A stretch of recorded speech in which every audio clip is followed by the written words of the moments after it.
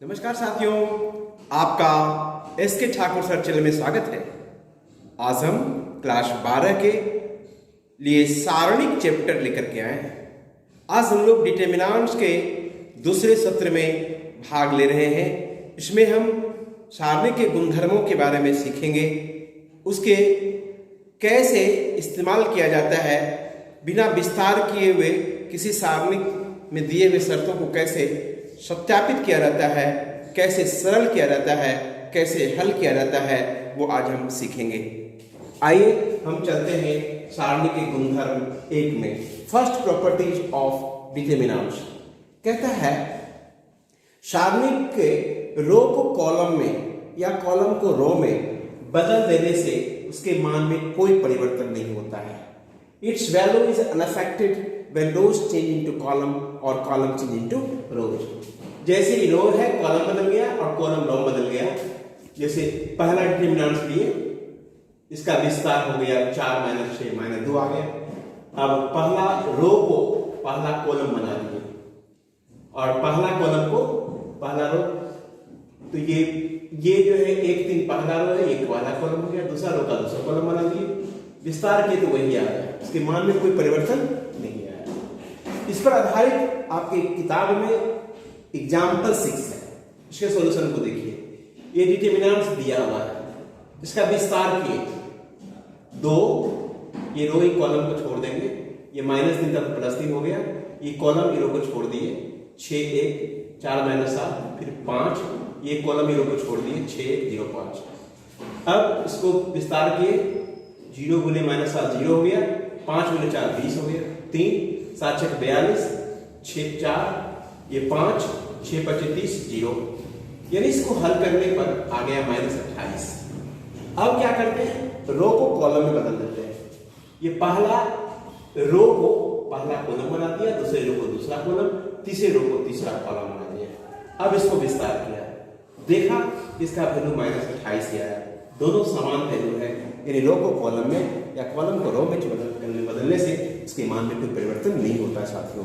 इसका प्रमाण भी आपने देखा। गुणधर्म 2 दूसरा प्रॉपर्टीज है कि दो पंक्तियों के बीच में या दो स्तंभों के बीच में अगर इंटरचेंज किया जाए तो उसके मान नहीं बदलते हैं, लेकिन चिन्ह बदल जाता है।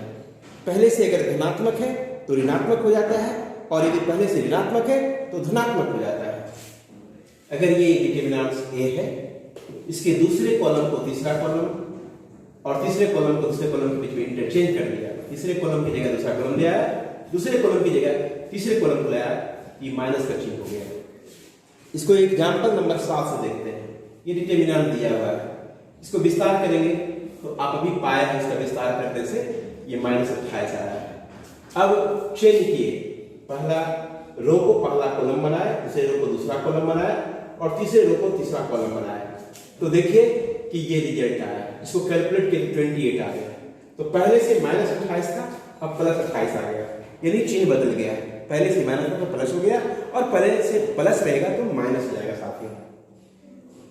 तीसरी प्रॉपर्टी है गुणधर्म 3। दो पंक्तियों अथवा स्तंभ समान अगर रहे तो सारणी का मान 0 होता है।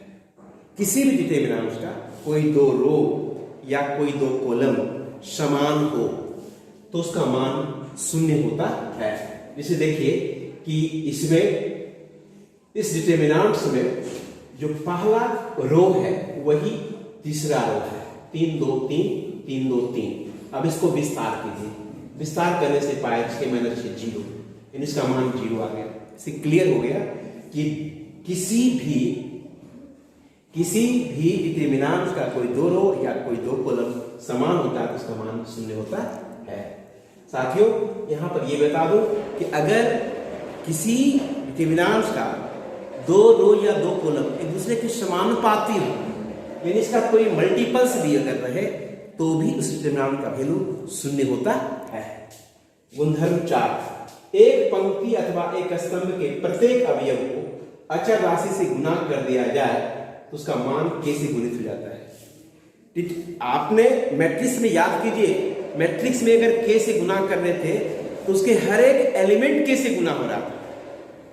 एक कॉलम नहीं बल्कि सभी कॉलम के हर एक अवयव गुना हो रहा था। एक रो नहीं बल्कि सभी रो के हर एक अवयव गुना हो रहा था। डिटरमिनेंट्स में क्या है, कोई एक कॉलम या कोई एक रो कि हर एक अवयव को गुना कर दिए तो उस डिटरमिनेंट का उतना गुना हो जाता है। जैसे ये डिटरमिनेंट आपका है, पहले कॉलम को k से गुना कर दिए, तो ये डिटरमिनेंट का जो वैल्यू हो जाएगा वो k डिटरमिनेंट हो जाएगा। साथियों ये कहा एक सारणी की किन्हीं दो पंक्तियों के संगत अवयव समानुपाती हो उसका मान शून्य होता है। तो अब ये से निकाल लीजिए, Vx का मान क्या हो गया, शून्य होता है। ये टिप्पणी है जो कि अभी गुणधर्म 3 में चर्चा आपको किया था। एग्जाम्पल्स 9 है, ये डिटरमिनेंट दिया हुआ है और इसका मान ज्ञात करना है गुणधर्मों के आधार पर। देखिए कि 102 को लिख सकते हैं ना, 17 गुने 6 102 होता है, 6 3 18 होता है, 6 6 36 होता है, 17 गुने 6 3 गुने 6 6 गुने 6 कॉमन निकालिए, 17 3 6 1 3 4 17 3 6। ये देखिए कि दोनों रो बराबर हो गए, R1 और R3 बराबर है, इसलिए 6 गुने इसका मान 0 हो गया, बराबर 0 हो गया। तो साथियों ये प्रमाणित हो गया कि अगर कोई दो रो या दो कॉलम समानुपाती भी हो उसका मान शून्य होता है। गुणधर्म 5 प्रॉपर्टी 5 है, एक पंक्ति या स्तंभ के कुछ या सभी अवयव को दो या अधिक पदों के योग में के रूप में व्यक्त हो तो सारणी को दो या अधिक सारणिकों के योगफल के रूप में व्यक्त किया जा सकता है। जैसे ये डिटरमिनेंट है, एक पद ऐसा है कि दो पद के रूप में जुड़ा हुआ है, इसको हम चाहेंगे तो दो सारणी के रूप में बदल सकते हैं। पहले में a1 b1 c1 a2 b2 c2 a3 b3 c3 हो गया, अगले में λ1 b1 c1 λ2 b2 c2 λ3 b3 c3 लिख सकते हैं। ये एग्जाम्पल 10 इसी पर आधारित ये है, ये डिटरमिनेंट्स ये है, इसको मैं लिख सकते हैं a(x) b(y) c(z) और अगले में a(2x) x b(2y) c(2z) ये हो गया। अब देखिए इसमें ये ABC पहला रो और दूसरा रो बराबर है, इसलिए इसका मान 0 हो जाएगा। इसमें देखिए कि ये दूसरा रो और तीसरा रो समानुपाती है, इसलिए इसका मान भी बराबर हो जाएगा, यानी इसका मान क्या हो जाएगा 0। एग्जाम्पल 10, इसे प्रॉपर्टीज के आधार पर आपने साबित कर दी कि वैल्यू इसका क्या होता है 0 होता है। गुणधर्म 6 है कि किसी भी रो में आप दूसरे रो को कोई संख्या से गुना करके आप जोड़ सकते हैं या घटा सकते हैं। किसी भी रो में किसी दूसरे रो को कोई संख्या से गुना करके जोड़ या घटाया जा सकता है। उसी तरह से किसी कॉलम में दूसरे कॉलम को किसी संख्या से गुना करके जोड़ या घटा सकते हैं। ये गुणधर्म 6 यानी प्रॉपर्टी 6 हो गया। फॉर एग्जाम्पल ये आपका डिटरमिनेंट्स है, इसमें क्या किया कि ये a1 b1 है, ये R1 में R3 को k से गुना करके जोड़ दिए, तो क्या हुआ a1 kc1 a2 kc2 a3 kc3 और शेष अवयव वैसे रह गया। इसी पर एग्जाम्पल 11 है, एक डिटरमिनेंट से प्रूव करना है a क्यों होगा। इसमें क्या किया, R2 में R1 को 2 से गुना करके घटाया और R3 में R1 को 3 से गुना करके घटाया। घटाने के बाद पहला कॉलम का 2 एलिमेंट 0 हो गया, तब इसको और अब R3 में R2 को 2 से गुना करके घटा दिए, तो रिजल्ट ये आ गया साथियों। अब इसको क्या करते हैं, विस्तार करते हैं।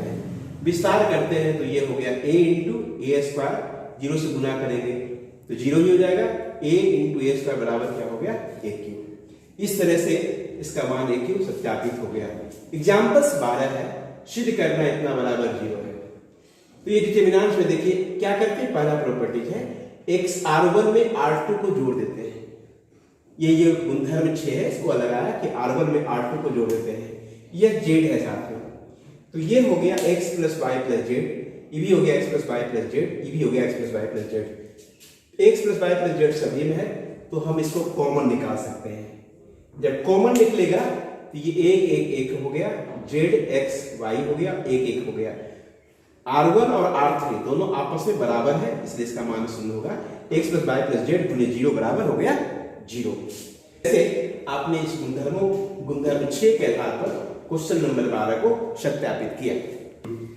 क्वेश्चन नंबर 13 है, ये डिटरमिनेंट दिया हुआ है, हमें इसको गुणधर्म का प्रयोग करके इसका विस्तार करना है और मुझे लाना a minus B, B minus C, C minus A. गुणधर्म का प्रयोग करना साथियों। तो देखिए गुणधर्म का प्रयोग करने में क्या करना है कि R2 में R1 को यदि घटा देते हैं, R3 में R1 को घटा देते हैं, तो R1 वैसे रह जाएगा, ये घटेगा तो 0, इसमें घटेगा तो b माइनस ए, सी ए में घटेगा तो बी सी, ये 0 हो जाएगा, C minus A, A B minus B सी।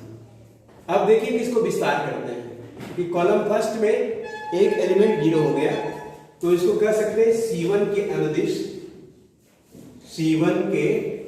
अनुदिश विस्तार करने पर। विस्तार करेंगे तो ये केवल रह जाएगा, ये रो और ये कॉलम को छोड़ देंगे, इसको इससे गुना करेंगे, इसको इससे गुना करेंगे। अब इसको सीधा कर देते a माइनस बी, इसे कॉमन किए थे माइनस सी, इससे a माइनस बी कॉमन निकल गया, इससे a माइनस सी कॉमन निकल के आ गया। अब तो क्या बच गया इसमें, इधर से -1 कॉमन निकाल लिए, तो एक C B, C cross minus B, B minus C बच गया, यानी a minus B, B minus C, इसको सीधा कर दिए तो c माइनस ए हो गया, ये माइनस खत्म हो गया। इस तरह से एग्जाम्पल 13 हो गया। एग्जाम्पल 14 है, ये दिया हुआ 4abc लाना है। साथियों क्या करना है, डिटरमिनेंट दिया है, पहला काम करते हैं कि R1 में R2 और R3 दोनों को घटा देते हैं। जब घटाएंगे तो ये 0 हो जाएगा, b भी घट गया, c भी घट गया, 0 हो जाएगा, ये -2c हो जाएगा, ये -2b, इस तरह से ये प्राप्त होगा। अब इसको R1 के अनुदिश विस्तार करते हैं, एक एलिमेंट 0 हो जाए, कोशिश ये करना है 2 एलिमेंट 0 हो जाए, अगर 2 एलिमेंट ना हो तो एक एलिमेंट 0 होने पर विस्तार कर सकते हैं। विस्तार कर दिए, इसका रिजल्ट क्या आ गया, 2abc प्लस 2abc बराबर 4abc। एग्जाम्पल 15 है, ये दिया हुआ है, इसको 0 प्रूव करना है। 0 दिया हुआ, सिद्ध करना है कि x plus y plus z बराबर प्लस 1 बराबर 0 होगा, ये सिद्ध करना है, टू प्रूव दैट। तो ये डिटरमिनेंट को 2 भागों में तोड़ दिया। गुणधर्म एक है कि कोई एक एलिमेंट 2 अवयवों की योग के रूप में है, तो 2 डिटरमिनेंट के रूप में उसको व्यक्त कर सकते हैं। इसको व्यक्त कर दिए, इसको इंटरचेंज किए, एक इसको यहां ले गए, इसको यहां ले आए, इस चिन्ह बदल गया है माइनस का, फिर इसको यहां लाया, इसको यहां ले गए, तो फिर माइनस से हो गया प्लस। अब जो ये है वही ये है, इस दोनों को कॉमन निकाल लिए साथियों। दोनों को कॉमन जब निकाले तो 1 प्लस x बटा z, 1 x by z, x square y square z square आ गया। अब ऑपरेशन किए कि R2 में R1 घटा दिए, R3 में R2 घटा दिए, ये रिजल्ट आ गया। इसको विस्तार किए तो ये रिजल्ट आ गया। अब कहते हैं x y z, चूंकि x y z भिन्न मान है, इसलिए x minus y is not equal to 0, y minus z is not equal to 0, z minus x is not equal to 0। ये 0 नहीं होगा तो यही 0 हो जाएगा। 1 plus X plus Y Z बराबर 1 प्लस एक्स वाई जेड बराबर 0, और यही मुझे साबित करना था। एग्जाम्पल 16 में 16 में सिद्ध करना है डिटरमिनेंट से इसके बराबर ये या ये सिद्ध करना है। साथियों क्या करेंगे, पहले रो से A, दूसरे रो से B और तीसरे रो से C कॉमन निकालेंगे।